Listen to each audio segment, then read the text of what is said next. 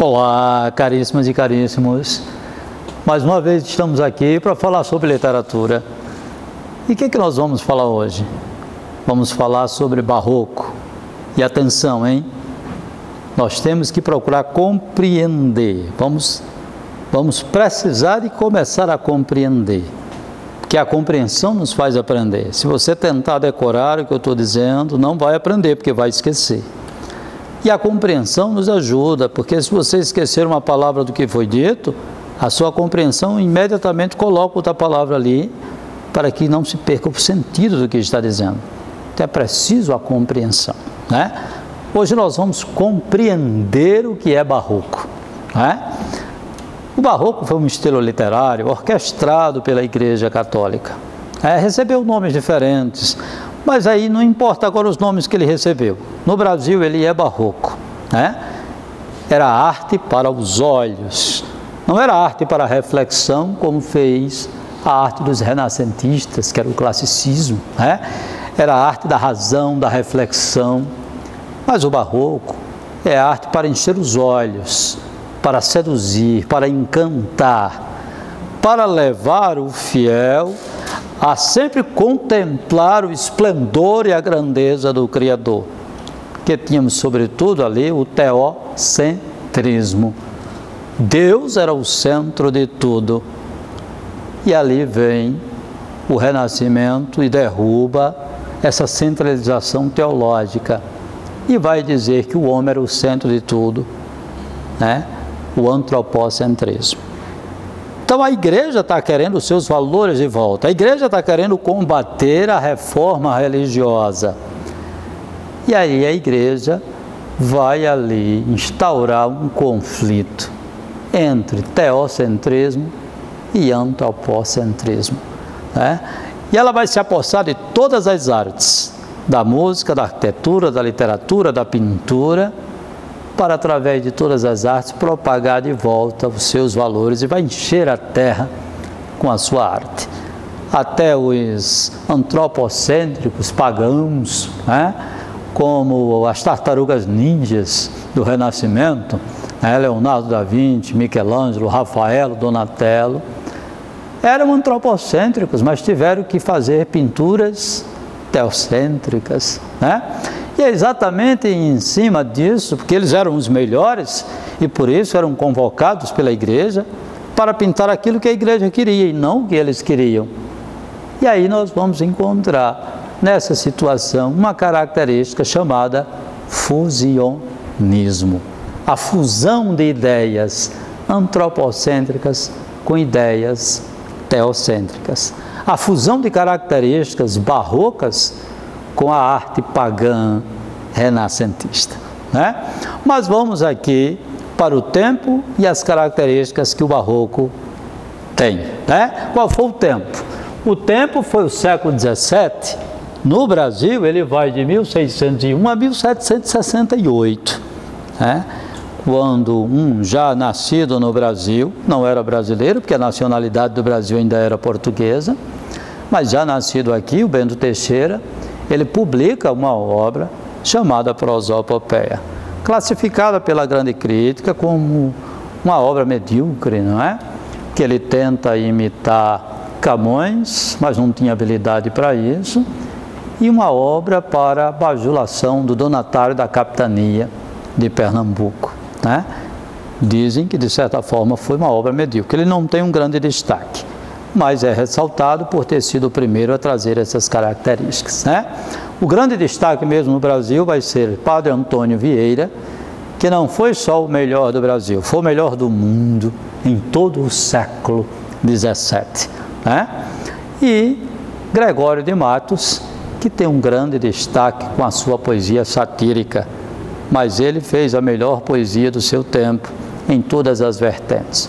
Fez a melhor poesia lírica, amorosa, a melhor poesia erótica, sensual, a melhor poesia sacro-religiosa e a melhor poesia satírico-graciosa, né? Vamos ver aqui as características para a gente compreender. Nós temos aqui o culto do contraste.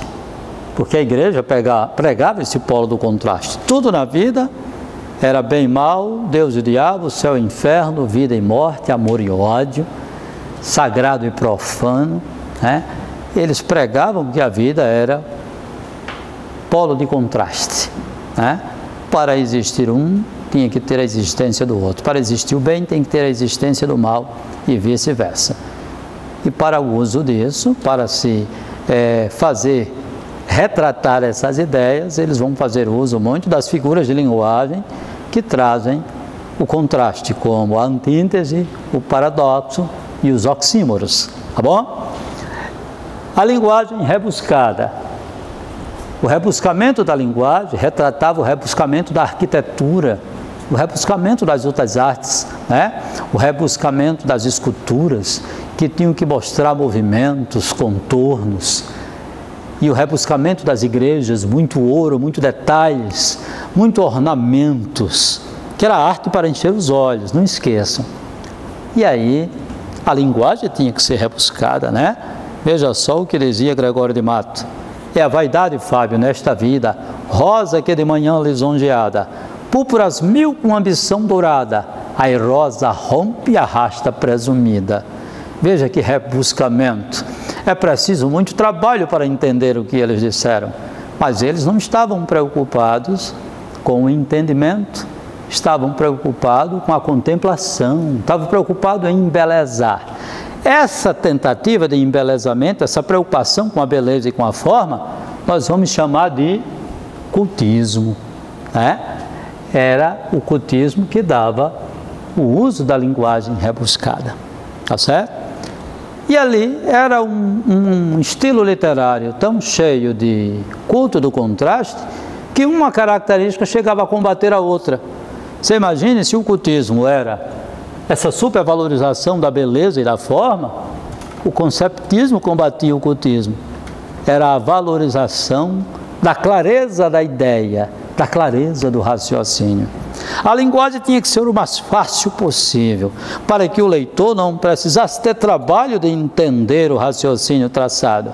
Quando ele terminasse de entender, já estava tudo mastigado para ele, né? E tudo completamente entendido. E aí, trazia-se uma religiosidade muito grande, né? E parece até redundante eu dizer, vocês têm que saber que havia uma religiosidade muito grande em todas as artes, e a razão vocês já sabem, que a igreja dominava, orquestrava todas as artes para poder trazer de volta todos os valores perdidos, né? E eles pregavam a fugacidade da vida e a transitoriedade do tempo. Veja bem, a vida era fugaz, é passageira, causa muita angústia. E o tempo é transitório, o tempo passa e muda absolutamente tudo. Sabe quem traduz muito bem isso para a gente? Lulu Santos, né? Como uma onda no mar, a onda ela é passageira, é como o tempo transitório. Veja o que ele diz, nada do que foi será do jeito do que já foi um dia. Nada do que foi não é igual ao que a gente viu há um segundo. Tudo muda o tempo todo no mundo. Então ele fala de que tudo muda, porque o tempo é transitório. Tudo vai mudando, tudo vai se perdendo, tudo vai se desgastando, tudo vai se acabando com o tempo. O tempo é transitório e a vida é fugaz, é passageira. Isso causa uma angústia muito profunda no homem deste tempo. E por isso há a característica carpe diem. Carpe diem quer dizer aproveite o dia. Mas aproveitar o dia aqui no Barroco era ter pressa para aproveitar a vida, no sentido de que, se a vida é passageira e acaba, temos que ter pressa para se arrepender, pedir perdão e misericórdia e a salvação. Não era só viver a vida com intensidade. A vida com intensidade é o carpe diem lá do arcadismo. O carpe diem do Barroco tem um pouco de diferença. Pressa para dentro da vida curta a gente se redimir, se render, pedir perdão e misericórdia, né? Mas aqui embaixo nós temos o fusionismo, que eu já tinha dito para vocês, que é a fusão, né? A fusão das características da arte pagã renascentista com a arte religiosa. Se funde, tem hora que a gente não vê. A exemplo disso, você vai lembrar do quadro da criação do mundo, né? De Michelangelo, aquele quadro que Deus toca no dedo de Adão. Ali parece uma imagem completamente religiosa, mas não é barroca. É uma imagem de fundo claro. O barroco tem um fundo escuro, porque fala muito da treva e da luz. E os renascentistas falavam muito da razão, da claridade, né, da luz. Ele traz um pouco. O homem muito valorizado na imagem de Adão, e o próprio Deus é humano, né? Ele pinta um Deus bem humano, um Deus bem musculoso, apesar de velho, mas bem musculoso. Então ele dá uma forma bem humana a Deus. Então isso era a valorização antropocêntrica, que era a valorização do homem, tá? O cultismo e o conceptismo, que nós já vimos, um é a supervalorização da beleza e da forma, o outro é a valorização do raciocínio e da clareza da ideia. O solecismo é um raciocínio que se traça, né?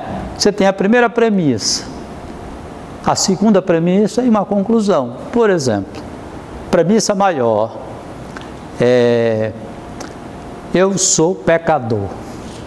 Premissa menor: Deus salva pecador. Conclusão: eu serei salvo por Deus. Então eles gostavam de traçar textos fazendo esse raciocínio nessa lógica, dando uma premissa maior, uma premissa menor e traçando um raciocínio. Essa maneira de escrever chamava-se solecismo, tá certo? E expressavam muita compaixão e dor nas imagens do Cristo, né? O Cristo crucificado. Eu diria a você que é a maior imagem de marketing do mundo cristão. Mas o que você vê? A imagem de um Cristo contorcido, sofrido, para que se tenha compaixão, para que se possa entender a compaixão. Então eles fazem questão de expressar o sofrimento, porque isso era a ética cristã católica. A salvação se dará pela pobreza, pela humildade e pelo sofrimento, tá? Essa ética foi combatida por Calvino, quando cria a ética protestante, né?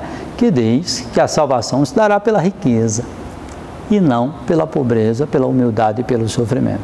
Daí porque as imagens do barroco pregam tanto sofrimento, o rosto tão compadecido, tão contorcido, expressando tanta dor. Era muito mais para isso, né? Para que se cumprisse a ética cristã católica e as pessoas passassem a aceitar o sofrimento como dádiva da sua salvação, como uma vontade de Deus. É por isso que estava tão presente a dor e a compaixão dentro do barroco. Nosso grande destaque para o conceptismo de Antônio Vieira, que falava muito bem, falava fácil, né? No seu sermão da 60ª, quando ele vai ensinar como pregar, como traçar um raciocínio passo a passo de forma clara, né? Porque ele vai dizer que se jogar, se falar palavras difíceis, rebuscadas para um público que não entende, é como jogar sementes às pedras que não têm fertilidade, elas não vão produzir nada. E ali tínhamos que ser conceptista para falar claro, para que as pessoas pudessem entender e a semente lançada ao solo pudesse ser frutífera, né, e produzir efeitos. E assim ele faz a crítica ao cultismo no seu sermão da 60ª, tá? Gregório de Matos vai trazer aí a poesia lírico-amorosa, a poesia erótica sensual, a poesia satírico-graciosa, é o grande destaque dele, porque ele tinha uma língua ferina, e por isso ele foi chamado de boca do inferno, né? Veja o que ele diz na poesia Epílogo: o que falta nesta cidade? Verdade. O que mais por sua desonra? Honra. O que mais que se lhe ponha? Vergonha. O demo a viver se exponha numa cidade onde falta verdade, honra e vergonha. Me diga se isso não é a capital do Brasil. Era a capital do Brasil, que era a cidade da Bahia, né? Mas que serve para a posteridade sem nenhum problema de entendimento, né? E assim fica aqui o nosso breve recado para que você tenha um entendimento do barroco, né? O porquê o barroco existiu, para que a igreja pudesse ter de volta toda essa dominação. Se utilizou das artes, né? Hoje, o Brasil vive uma grande reforma religiosa, um grande embate entre protestantes e católicos. Ambos usam as mídias, né? A indústria gospel para combater a dominação católica. E a igreja reage com seus popstar, com Marcelo Rossi, com o Padre Fábio, são artistas, são superstar da mídia, ocupam todos os espaços da mídia, né? Todas as artes, o cinema, a televisão. E aí, nós estamos vivendo mais um momento barroco no Brasil, né? Então, até uma próxima oportunidade.